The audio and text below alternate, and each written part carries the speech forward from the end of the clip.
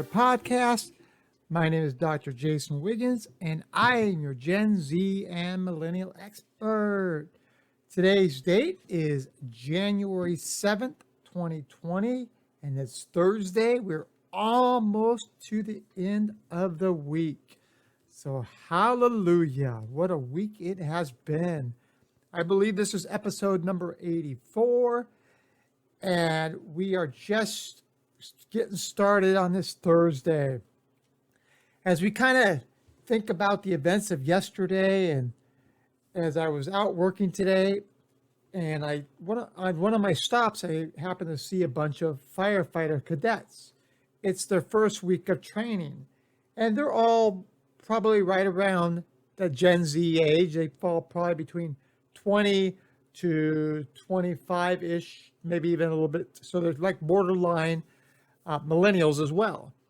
And I thought to myself, this is great. They're starting the academy. They're fresh. They're excited. They're starting something new. A firefighting academy is a very, very tough and difficult course, and it's very challenging. And I thought to myself, how has things changed over the last 20 and 30 years? As I mentioned previously, I am a Gen Xer. And for those that may not know, Gen Xers were born from, basically they lived up to 79. They were from 66 to 79, while the baby boomers were from 1946 to 1964. And of course, millennials are 1980 to 1995, and Gen Zs from 1996 to roughly 2015. And I thought, how has life changed? How has all the events that have happened in the last few years, or even going back decades, changed the course of history and individuals as we know it? We can go back to Gen Zers. Likely you don't know the life, if you're a Gen Zer, you don't know life when you did not have music at your fingertips. Back in the day, as funny as it may sound, we actually, if we wanted to listen to a great song that we really wanted to listen to, we could do two things. We could sit by the radio for hours and hours and hours and hope the song comes up, or we could call the radio station and they could play it, or you could buy a record or tape or maybe even a CD.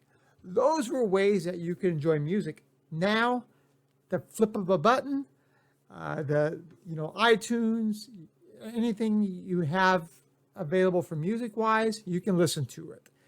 So there are some great changes that have happened, and that's just to name a few. Of course, all the technological changes.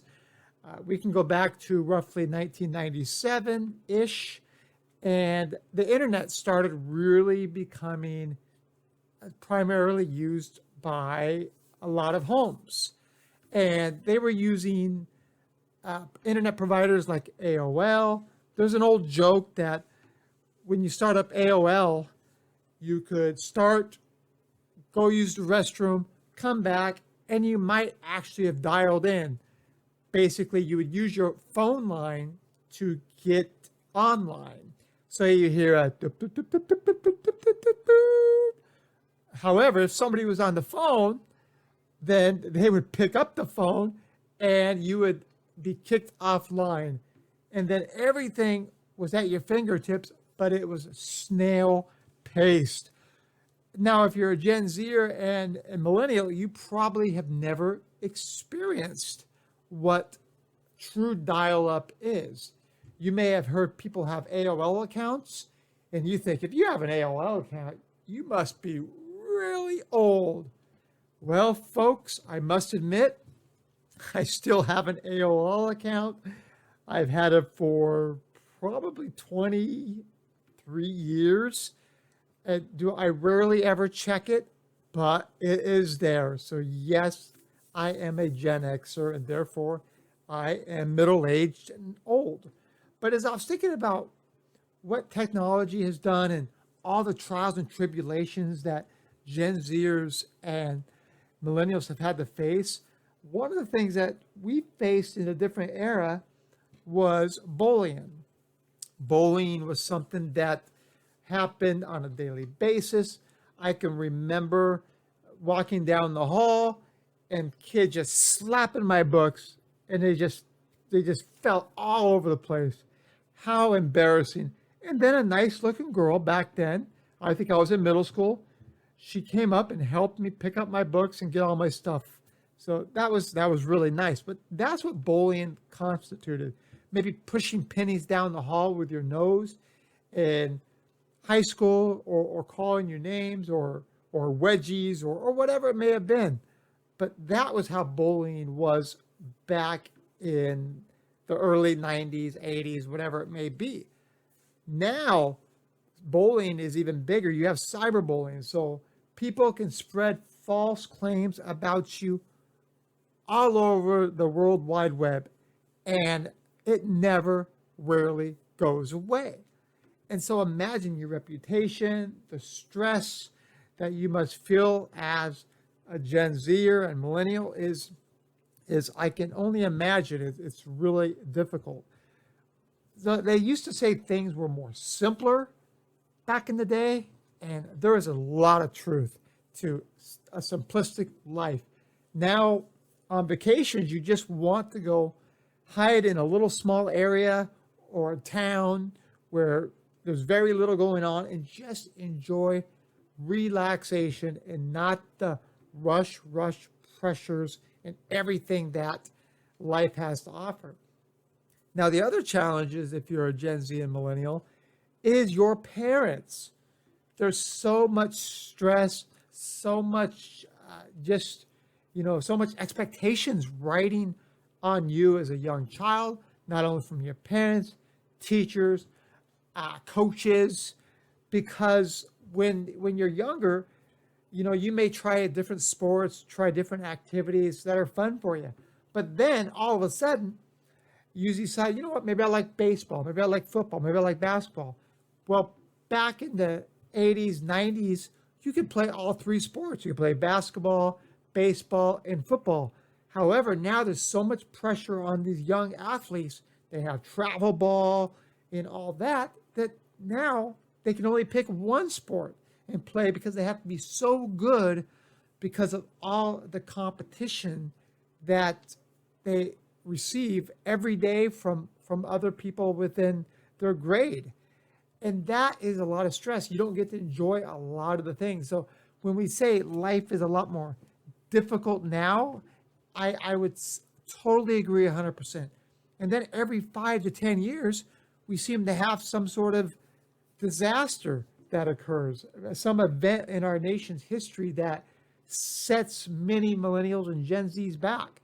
Again, we've recognized the mid 2000s with the economic turn down, and then we can talk about the recession there. We can talk about just recent activities with COVID setting Gen Zers and still to some effect millennials back. And it seemed like once you just about get over the hump, then you kind of get pushed back down because of all of everything that's happening. And then you can talk about, student loans, all that money you accrue going to college, trying to better yourself, trying to put yourself in line with all the competition for the jobs. And so you may find yourself, due to the recession and the difficulty of getting jobs, you may find yourself taking a low-end job that won't even come close to scraping the iceberg when it comes to your student loans. Now, let's talk about student loans for a second. Obviously, again, we don't want to get too political on this show, but just yesterday, the Democrats won the House and the Senate. There's been a lot of push within the Democratic Party to either forgive loans or give X amount of $1,000 off. So there may be some reprieve to help you soon, since the Democrats now own the Senate and the House. So that may help you in the future. But the challenges that are faced today from Gen Z and millennials are not even close to the minimal activities, stress that was put on Gen Xers and baby boomers, there used to be a day where you would have a public fight. When I say a public fight, you would have in your neighborhood, you would have maybe somebody that had been picking on you and they wanted to square things up, meaning you were going to fight in the park and that was going to basically be all to end all. And so everybody knew about it. So people from school would come to the park where it was set up, and you, along with somebody else, would be in a circle and you would fight. You could get away with that back then. But now, if you do that, you could potentially be arrested. There's nothing like that. So now you have, as I mentioned before, you have all this different type of bullying, or you have firearms or knives, and it can go into dramatic extreme.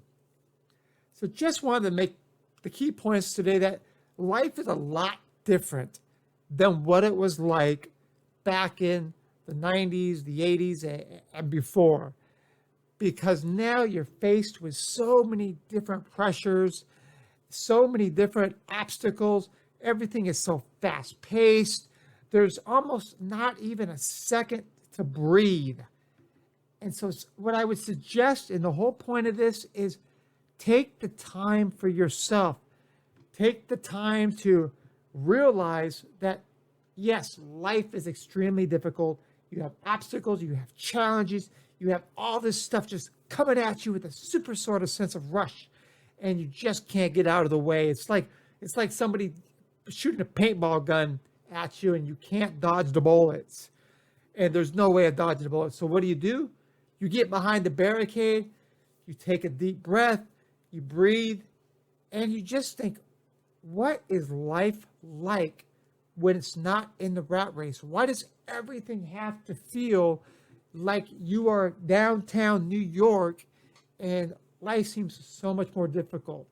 So if you're a young millennial, or you're approaching 40s, or you're an older Gen Z, take the time to go on a vacation.